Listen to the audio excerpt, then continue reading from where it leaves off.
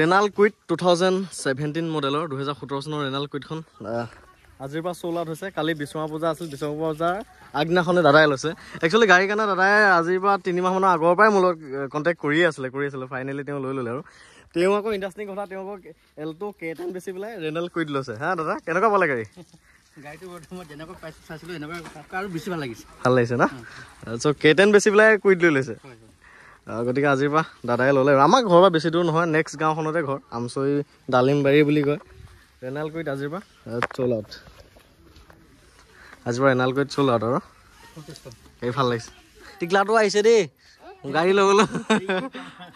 আমাৰ ভণ্টিৰ ছোৱালীজনী মানে ভাগিনজনীতকৈ 11 দিনৰ সৰুহে দেই। দুইটাকে বন্ধু পতাই দিব লাগিব। বাকী বৌ আহিছে। বৌ কেনেকুৱা পালে গাড়ী? ধুনীয়া লাগিছে। কালি বিশ্বকৰ্মা পূজাৰ কাৰণে গাড়ীখনৰ বাবে মালা এডাল আনিছিলোঁ, কিন্তু মালা এডাল পিন্ধাব নাপালোঁ। আজিৰ পৰা সম্পত্তি আপোনাৰ নতুন গাড়ী শুভেচ্ছা থাকিল।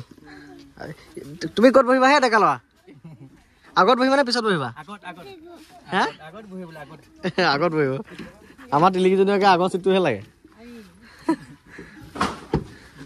বাহ বাহ বাহ বাহ বাহ, যা যা।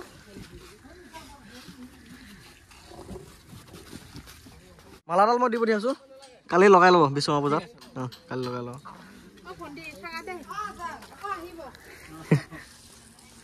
Bye bye.